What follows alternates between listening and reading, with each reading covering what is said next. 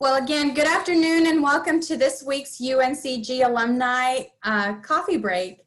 Some housekeeping items for today. So questions go in the Q&A. Tiffany will be answering them as as they come in. So please feel free to put in your questions in there for her. We can, she'll get to them as we go. Well, today's guest is Tiffany Grant of Money Talk with Tiff. She is an alumna of UNCG and an award-winning personal finance blogger, podcaster, coach, and educator. She has paid off over $50,000 in debt and has a goal to be debt-free by the age of 30. Yes. Awesome goals. She has helped helped many people become more in tune with their money and providing finance education in a down-to-earth and relatable manner. So in this session, Tiffany will address the following topics: stimulus checks, will we get another one? What should I do with it? Refinancing your home, investing during a pandemic, and I've lost my job. Now what do I do?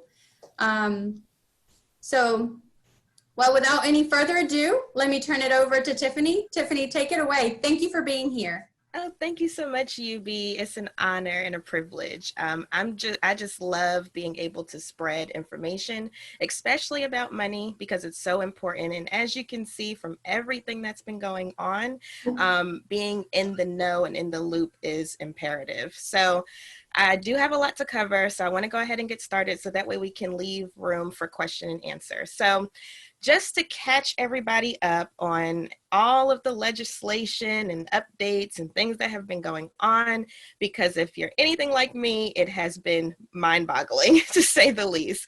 So just to catch you up, the CARES Act, which offered $600 in unemployment benefits in addition to whatever you are eligible for on the state level, that expired July 31st.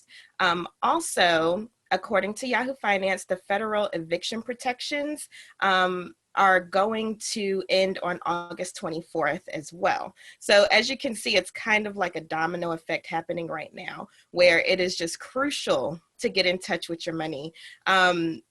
At that date, starting on August 24th, about 30 million Americans are at risk of eviction unless Congress approves an extension. Well, as we saw last week, Congress did not come to a deal when it came, to what we're going to do moving forward, which President Trump went ahead and signed some executive orders, which we'll get into in a moment. Some states do have protections against eviction, so they have these things called moratoriums, and I always get that word wrong, so excuse me if I did, where at the state level people are protected, but federally that will go away August 24th. All of the state legislation is set to expire by November 1st. So even if there are states that still have it, they will all expire by November 1st. So it is crunch time for people that are facing evictions. Student loans, as part of the CARES Act signed earlier this year, payments have been suspended and accrual of interest has been suspended until September 30th of 2020. That also suspends garnishments and tax refund interceptions for federal loans during the same time period. So that's excellent news if you, like myself, have student loans. You do not have to make a payment, but I'll get into, a little bit as to why you would want to later on. But you don't have to make any payments and there's no interest accruing. So that is excellent news, and that is until September 30th, unless it gets extended, which I'll get into what happened over the weekend soon. RMDs, so required minimum distributions, if you are one of those people that are older in age and you are supposed to take RMDs this year, those are suspended for the rest of the year without penalty.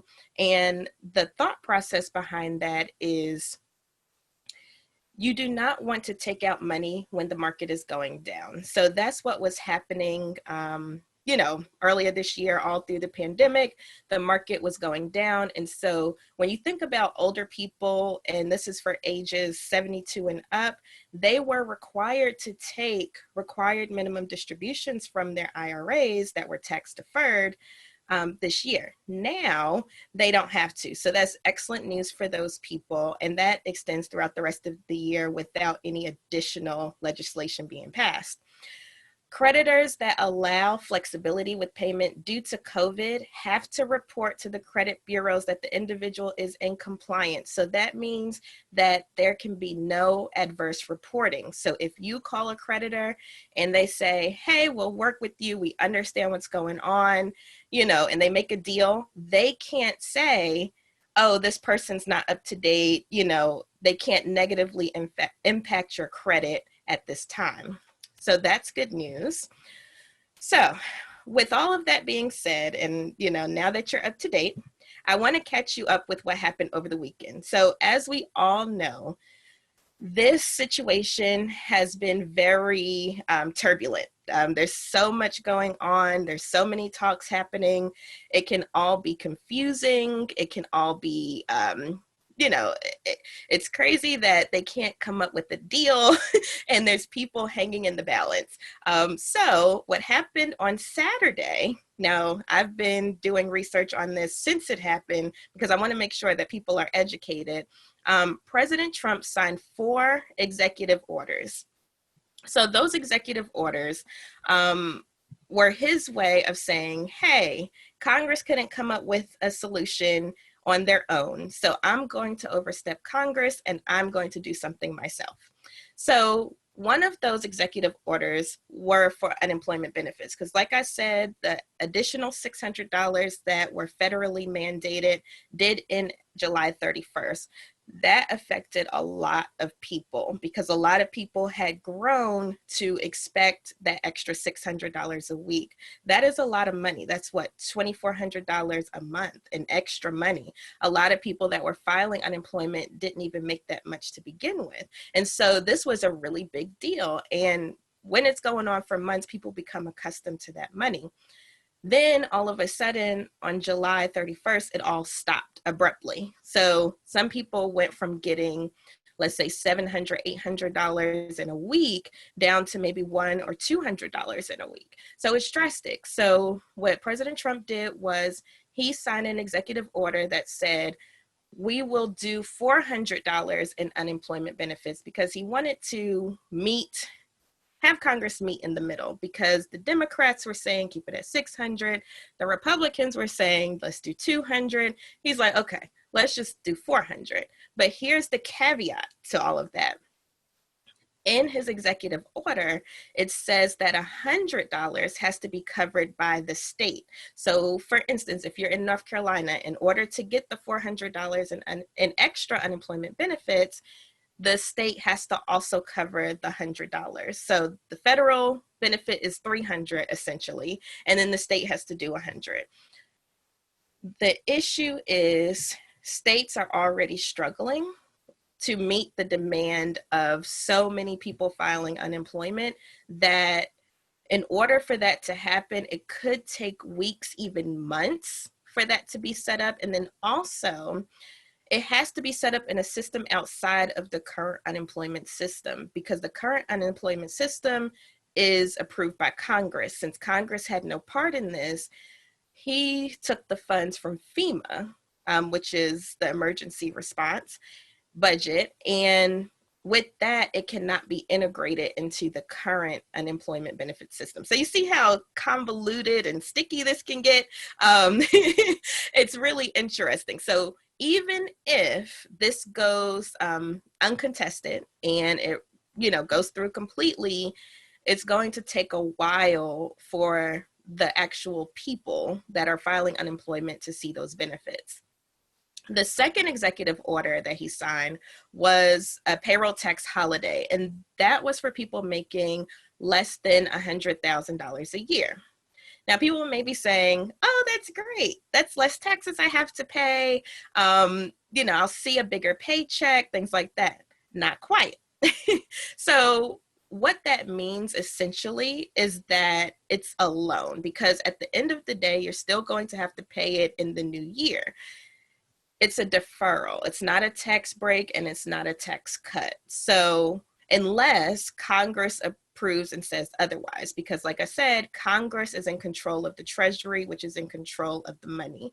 And so since these things were passed without Congress approval, they kind of have these weird caveats with them. So what that's saying is if you are currently working and you're getting payroll taxes taken out, which is 6.2%, then your portion that you pay, the 6.2%, you don't have to pay that. That's deferred until next year. Now, that's not covering the employer's portion, because every time you pay 6.2% in payroll taxes, your employer matches it. And then that's what gets submitted to the state and the federal government. The issue with this as well is that the payroll taxes that we pay right now, so everybody that's currently in the working environment, currently working, they are paying the payroll taxes to pay for the current Social Security and Medicare payments that are going out. So as you can imagine, if that gets cut, then so does Social Security and Medicare, potentially. So, you know, I said, what about grandma and grandpa? You know, at this point, if we are the ones that are paying for their Social Security and their Medicare, what happens to them if we do take this payroll cut, or if this payroll cut, or let me not say payroll cut, this payroll tax deferral comes about, and, you know, it's real and it happens. What happens to Social Security and Medicare, as we already know, has been struggling anyway.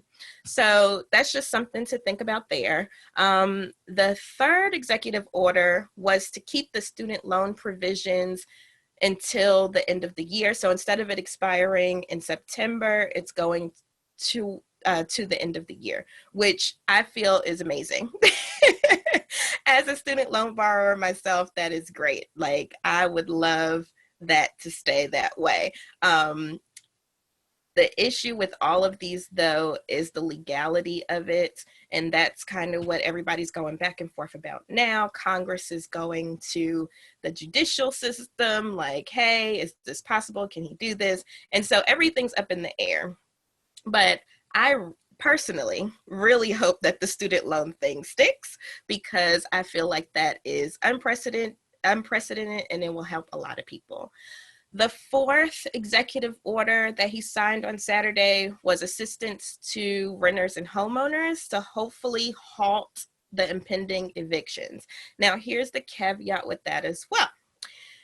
In the executive order, it instructs the Department of Health and Human Services and the CDC, the Center for Disease Control, to consider whether temporarily banning residential evictions is reasonably necessary to prevent the further spread of COVID. So it's not really saying you can't evict somebody or you'll get in trouble. It's simply saying to the Department of Health and Human Services and the CDC, consider this as a possibility. Like, it could heighten the virus and things like that. So it's really not a piece of it's really not an order that can affect anything per se. It's just a suggestion. So I'll stop there because I know that was a lot to take in. Do we have any questions so far? Okay, so somebody had a good question. With student loan interest deferrals, does that only include federal loans, or does it include privatized loans too? Unfortunately, it was only for federal loans. If you have private loans, that was not covered originally. But the good news, I'll say, the somewhat good news with this is that creditors are open to discussions now. So even if you couldn't get any reprieve at any other time, now is a good time to ask, because a lot of creditors, whether it's for car payments, home loans, student loans, whatever it is, they are all considering some type of relief. So even if you have private loans and it wasn't covered in the CARES Act, still reach out to your provider if you are struggling to make those payments and see what they can do for you. It's always worth a shot. I tell people the worst anybody can say is no. So go for it. Any other questions before I move on? I know that's a lot to take in. And like I said, this is constantly changing. When we first made this engagement, that all of the executive orders didn't happen. That just happened on Saturday. So I had to digest and figure out what was going on so that way I can get that information to you all.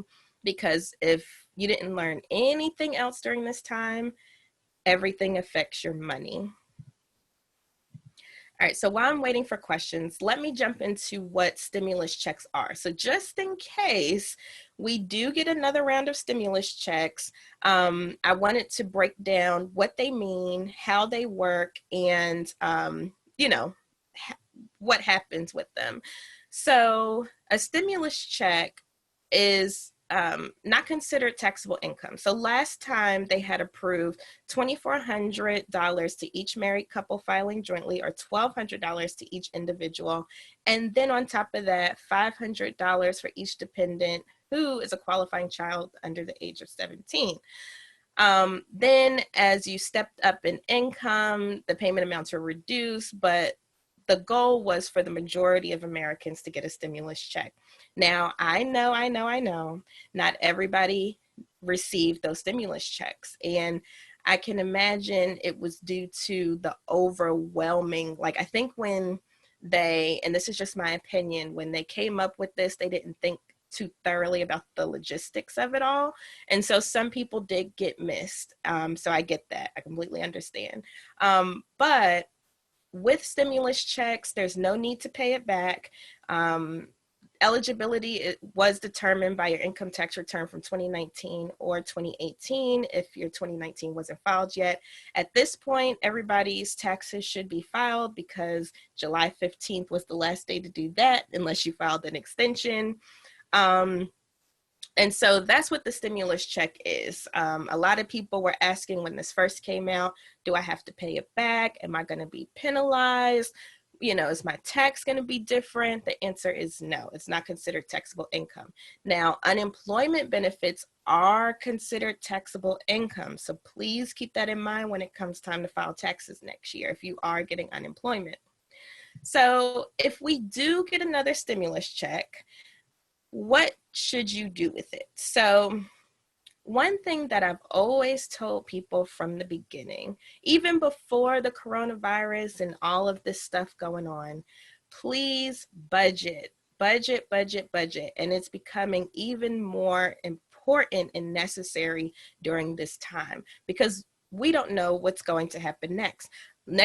Tomorrow, we could go back to stage 1. And everything shuts down again. So please make sure that you have a budget and that you're following that budget now more than ever.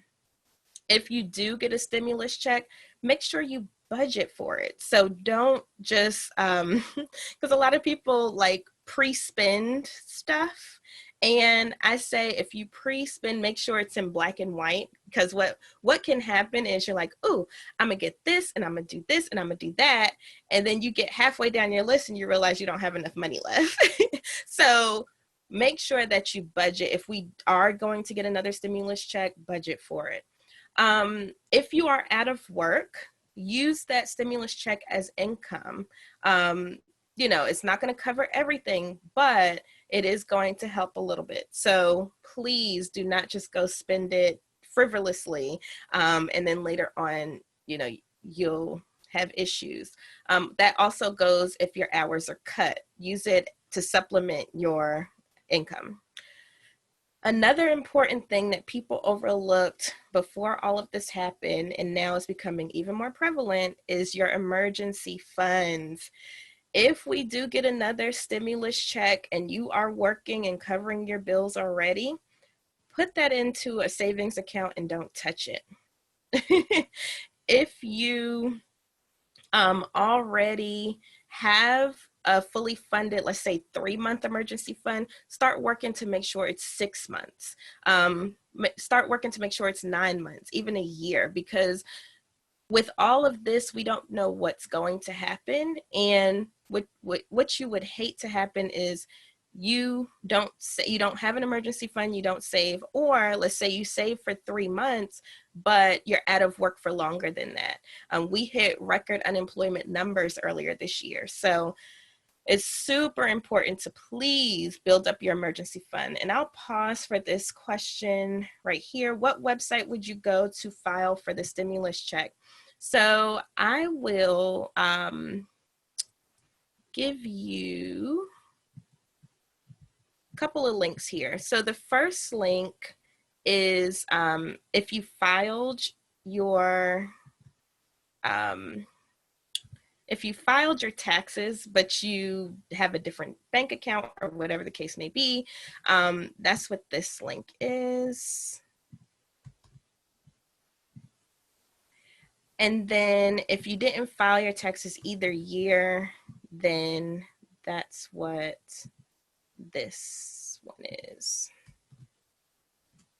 Okay, so I hope that helps. And once you get to those links, you can click around, and that's the IRS website. So you can click around and see, what other information you may need to grab from that. I was asked, should I stop making payments on my student loans? So here's the thing. If you're working, and I was going to get to this in a little bit, but I'll get to it now. If you're currently working and you can pay your student loans, you already have your emergency fund, you have minimal debt, especially no credit cards, because those are 17% and up, then keep paying on your student loans, because what that does for you is right now, when interest rates are 0%, the payments that you are making are going straight to principal. It is not passing go. It is not collecting $200. It is going straight to principal. And so you're not paying any interest right now. And that's crucial, because what happens is you are being charged interest on the principal. So if you can knock that principal down, that's the less interest you have to pay. And so that's why I was telling people, if you can afford to continue to pay your student loans, do it, because this opportunity is like once in a lifetime. It will never probably happen again in our lifetimes. And so if you can get down that principal, like all of the payment that you're making right now is going straight to principal, no interest, that's ideal. That is ideal. And so in my opinion, if you have built up your emergency fund, you have minimal debt, you're still working, you're still getting paid, keep paying on those student loans, because you're knocking them down faster right now, if you think of it that way. So I hope that answered your question. All right, so let me go back here. So another thing you can do during this time, like I said before, is call your creditors. So if there are things that you have let go for a while, or you're falling behind, or things just aren't going right, or whatever the case may be, now is the time to get on the phone, because now they're having conversations that can help you. And so, like I said before, the worst they can say is no. So please get on the phone and have those conversations if you are in need. Another thing I wanted to answer is investing. So in my opinion, you should keep investing if you already have been investing.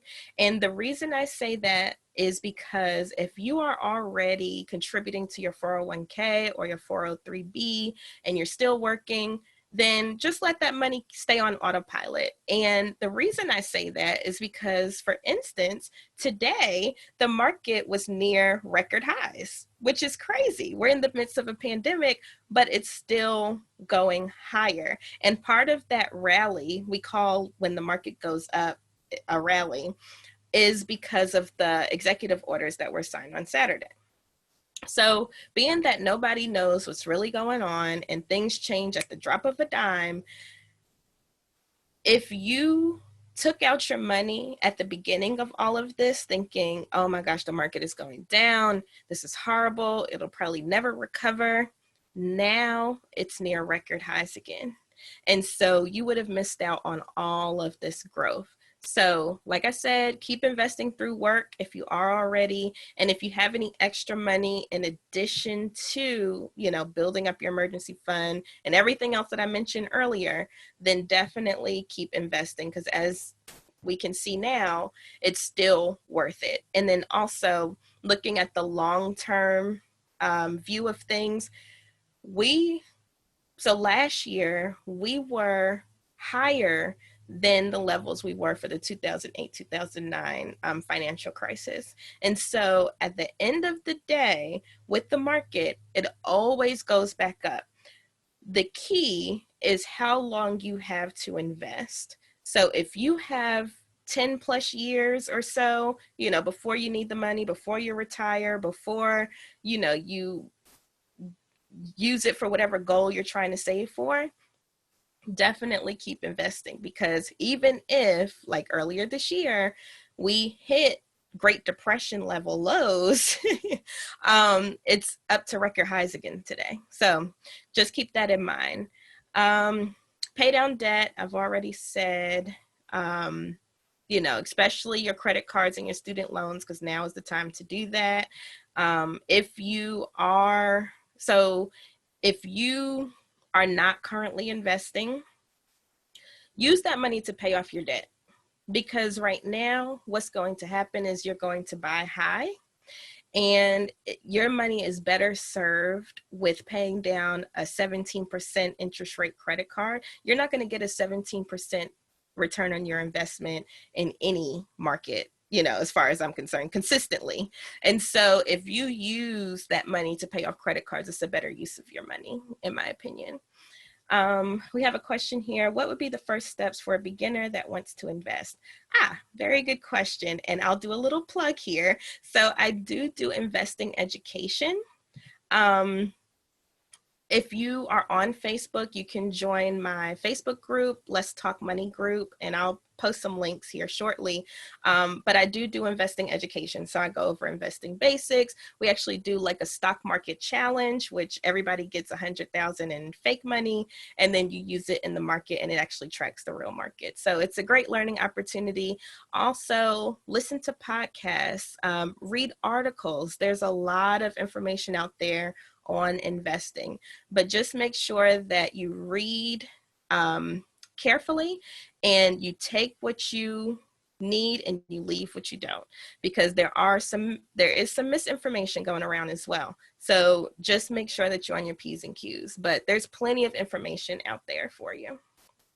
Also, I'll say on my website, moneytalkwitht.com, I have a whole library of what I call Wednesday words of the week. So that's just financial words. I say what they are, why they matter. And then I also have a bunch of blog articles, a bunch of podcast episodes around investing. So just check that resource out. It's searchable.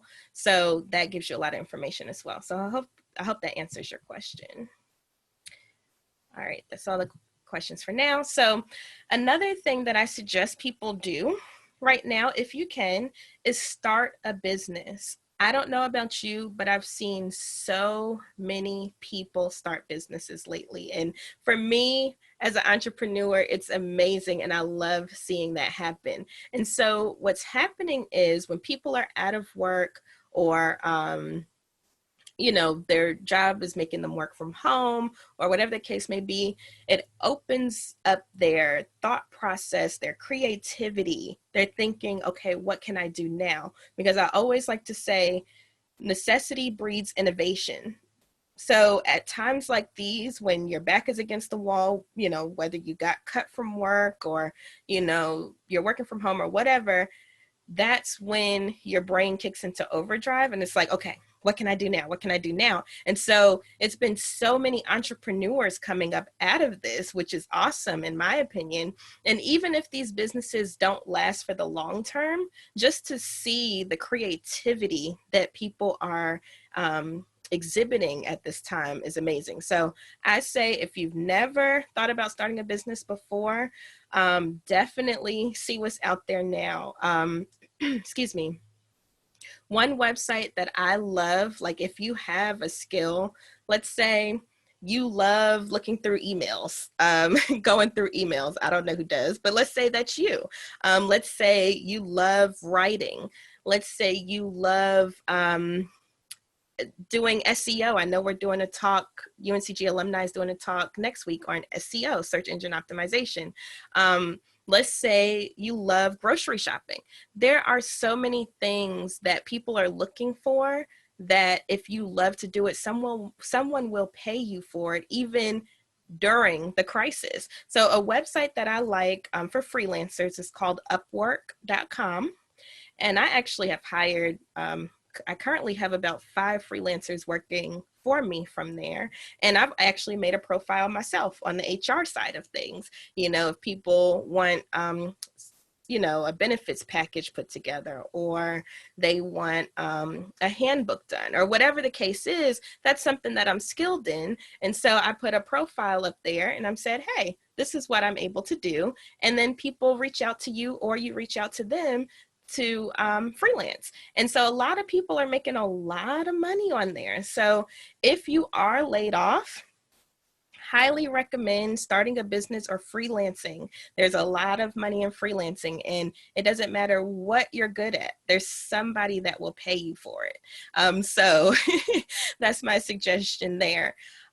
Also, another thing you can do, home loan interest rates are at record lows right now. They are going as low as the 2% range, which is crazy. That's like free money. So I was telling people with the first round of stimulus checks, if it made sense to refinance your home, then do it.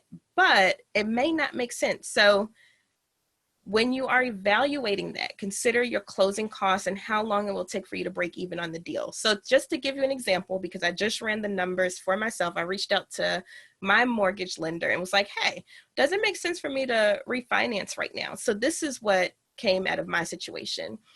Right now, I'm at a 4.25%. If I was to refinance right now, I would have a 2.875%, which sounds great. That's more than a 1% decrease. So I would save about $77 per month in interest. So what I have to consider is the $5,500 in transactional costs, which $2,000 of that would be in points, $3,500 of that would be for closing, which needs to be cash.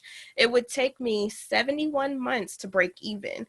So it didn't make sense for my situation to go ahead and refinance. So if you're thinking about refinancing because you're like, oh, these rates are so low, definitely get with a financial coach or a mortgage lender to check out your options, because what you don't want to do is get into, you know, the buzz because everybody's like, oh, interest rates, refinance, do this, buy a house, do that, da da da. And you end up going through, and then it takes, like for instance with me, 71 months to break even. That makes no sense for me. So definitely explore your options in that regard. It is tempting, but just make sure you make an educated decision. Another thing, if you are unemployed and you have been filing unemployment, please do not get discouraged. Keep filing your unemployment weekly certification, even if you haven't received anything yet, because I know there are lots of people, I get the questions all the time and people commenting all the time that they have not received their unemployment yet and they've been filing since this all started. But the thing is, states are obligated to pay you for every week you file if you were approved. So even if you haven't received any money yet, keep filing your unemployment certification weekly, because some people that I know, even personally, have been getting these lump sum payments because the state had to back pay them. And so some people are getting like $5,000 at a time, $3,000 at a time, all because the state is backed up. And, you know, I have compassion for the unemployment office, because you have to realize this is unprecedented. They were probably not prepared for something like this. And so it's going to take some time for them to get all of these payments out. So keep filing if you're unemployed because they are still obligated to give you that money if you were approved. And then last but not least, if everything that I mentioned, you can check all of those boxes. So you have a fully funded emergency fund, let's say for 9 months, you're already investing, you don't have any debt, you've already started a business, or, you know, whatever the case may be, you're still working. The last thing you can do with the stimulus check, if we get another one, is to give.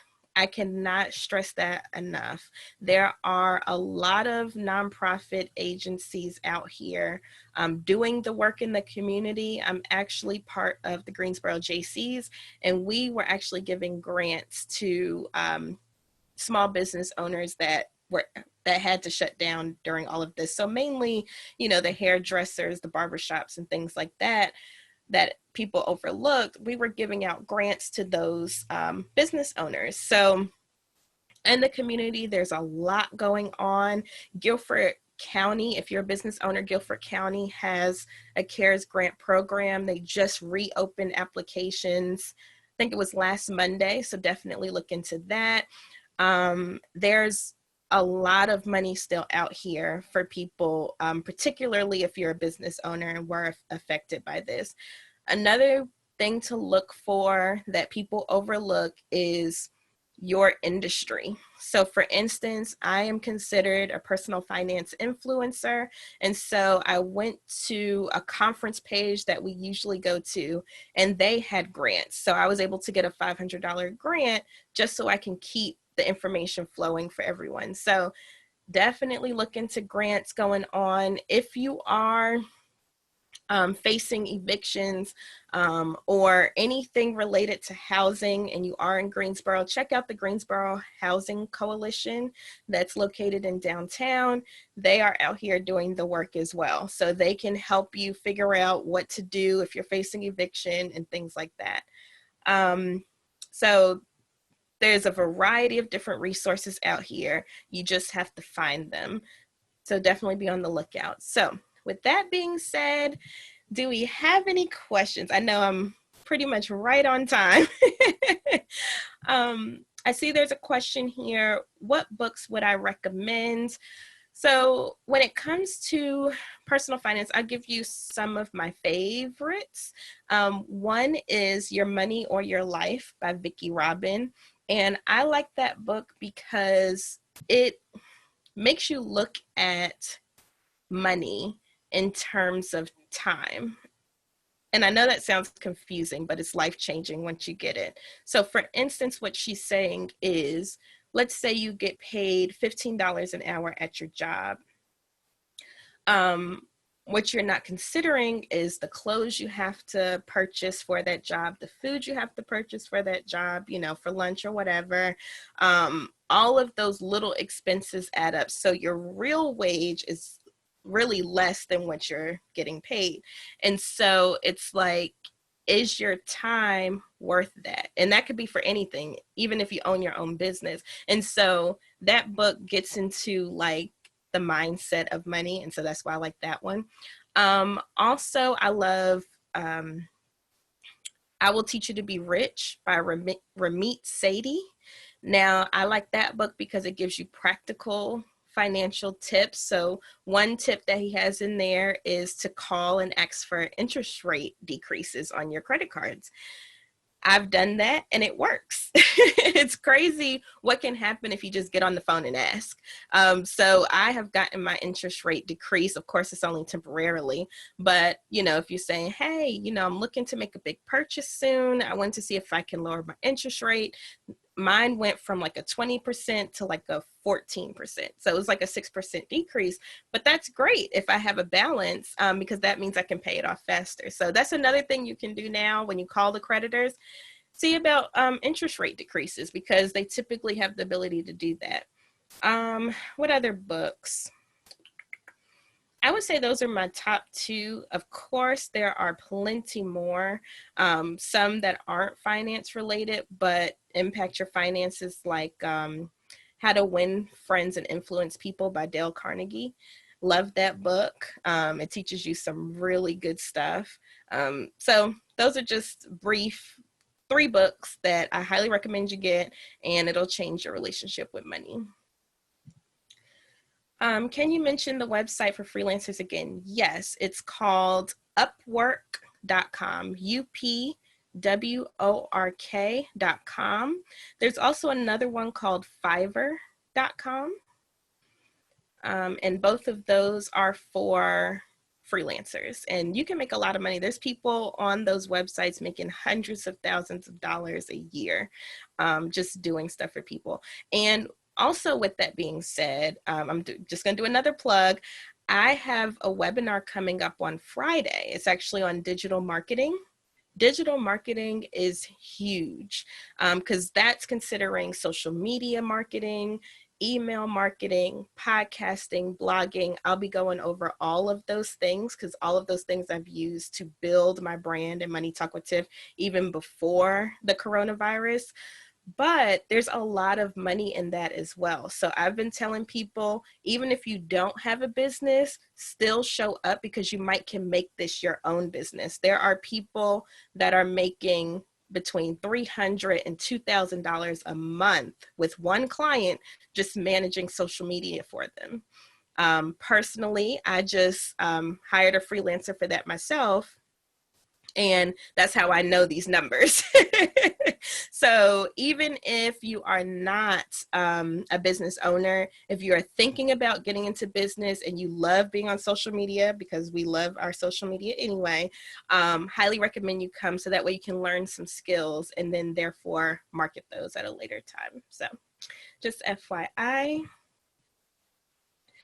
My opinion on the increased popularity of Forex trading. Of course. I knew this question because you can never talk about money and people don't talk about Forex for some reason. But here's the thing. When I was at UNCG, I was there for my master's program, so I have my MBA. There I had an econ professor, so economics, and she was phenomenal. Phenomenal at what she did. And she was an economist. She knew everything about markets and things like that. I will never forget, she said, Forex trading is like chasing pennies in front of a steamroller.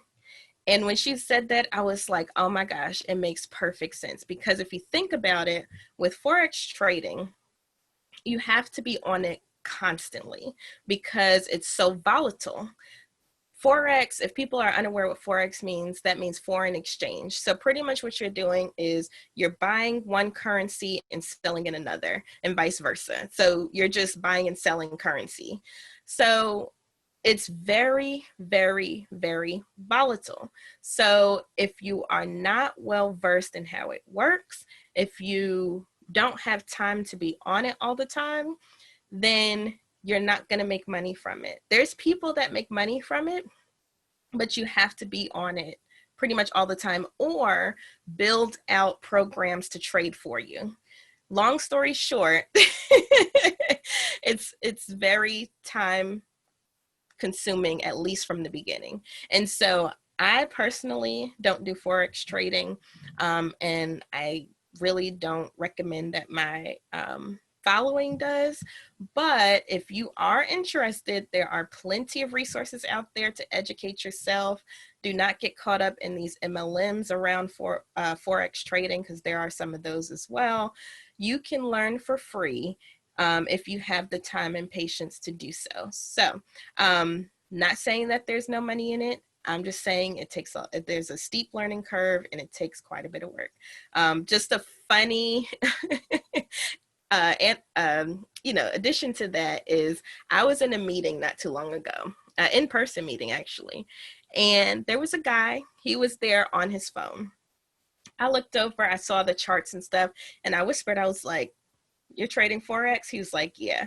So we're sitting here in the middle of a meeting and he is on his phone trading Forex because, like I said, you can't blink your eye from it. So just keep that in mind. I hope that answered your question. Can I write down the authors of the books I mentioned again in the chat? Yes. So let me type that up real quick. So Your Money or Your Life, and that's by Vicki Robbins. And then I Will Teach You to Be Rich.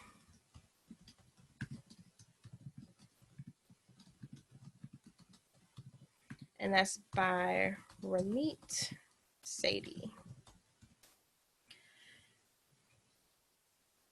So those were the ones that they asked about.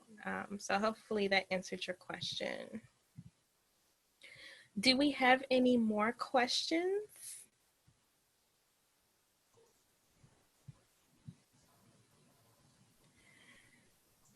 I am graduating from a master's program. A lot of jobs are on hold due to the pandemic, and I plan to relocate. Can you provide tips for those that don't have financial security due to COVID?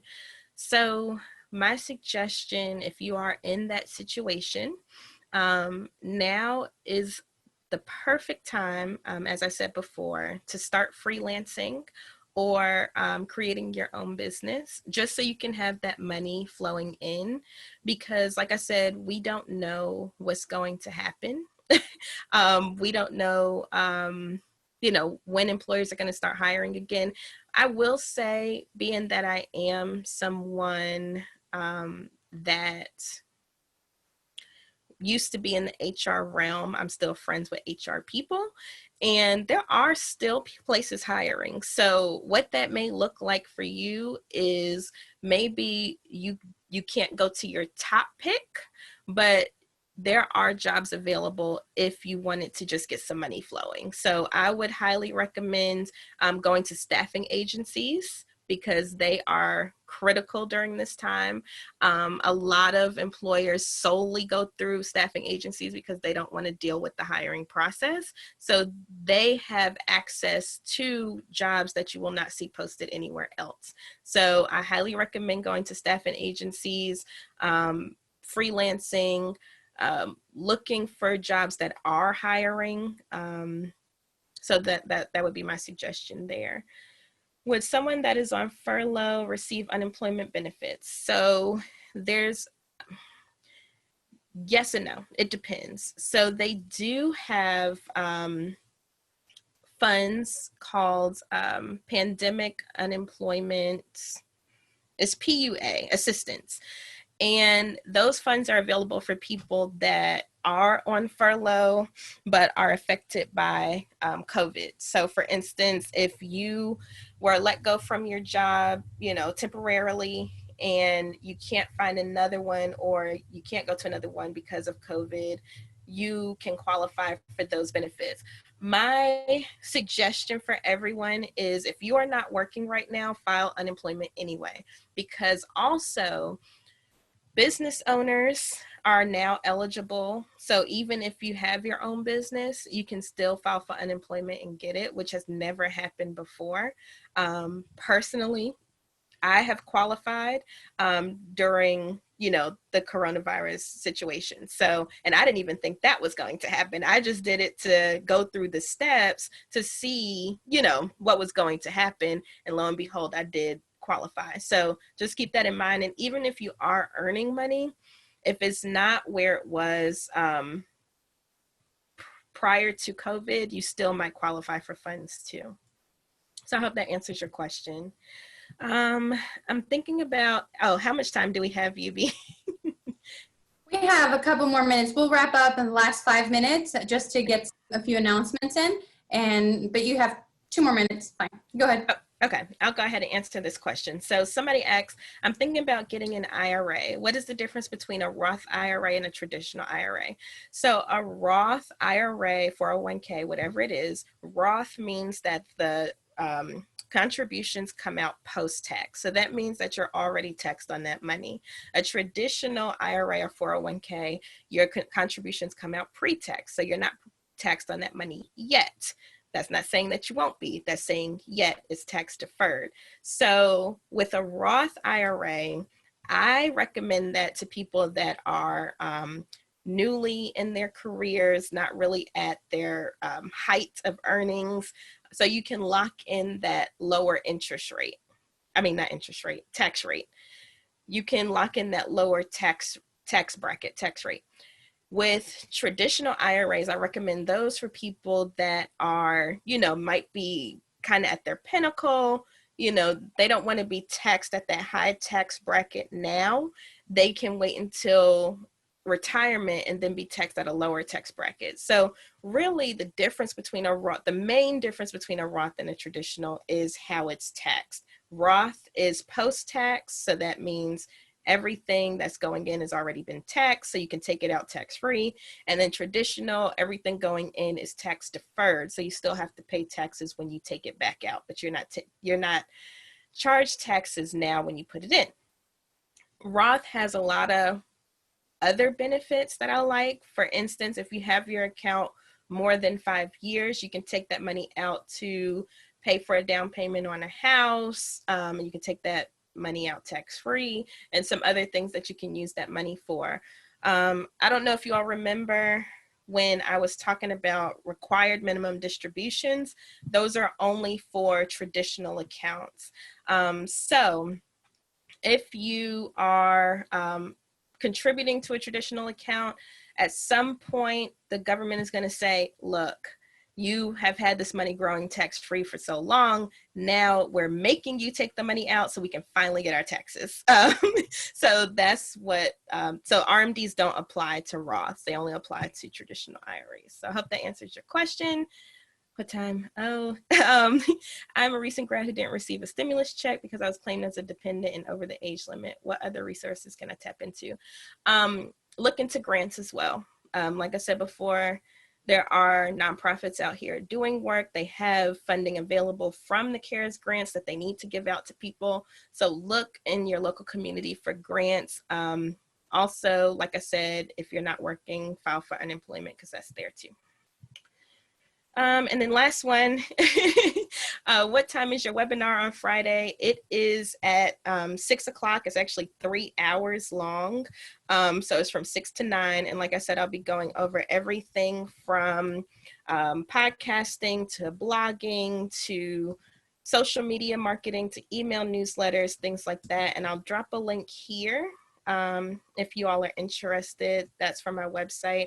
And then I also have a special going on for you guys where if you put in this code, you'll get it for $107 instead of $247, which is the regular price. And that's that code there, special one. So that code ends tonight actually. So that's that. I hope this was very informative. I know it's a lot of information. I tried to warn you ahead of time. But hopefully you had fun and you learned a lot. Thank you, Tiffany. I appreciate all this valuable information that you've provided, our fellow alum. I hope you guys have gotten many takeaways, golden nuggets from this session, and I hope you can apply it and, in many ways in your personal finance world. I know I certainly do every time, even though I have a personal banker at home, there's things that as an individual, I need to make sure that I am aware of if it happened to be that he is gone one day or another. So I need to be in the loop of those things as well. So thank you. There will be a survey going out. Please let us know your thoughts. Please take this survey as we are moving forward to giving you more coffee breaks. Next week's coffee break will touch, like Tiffany mentioned, on SEO, search engine optimization. So improving your online presence as a business. So if you are a small business owner, entrepreneur, please join us. I'd love to have you. And even if you're not, this would be good if you are planning to launch your own business to know what steps you need to follow. So registration will be coming out by email soon. We'll keep you posted, and that is next week, August 20th at 2 p.m. And we have a book club. You may have heard of it.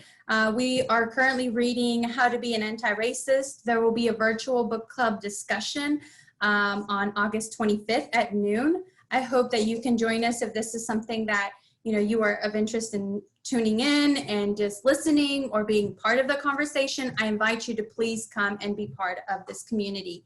And last but not least, homecoming. Homecoming is October 19th through the 24th. Save the date. There's plenty of events coming up for you from all kinds of activities, families, individual workouts. So I hope that you can join us then. Again, thank you guys, and we will see you guys soon. Bye. Thank you, Tiffany.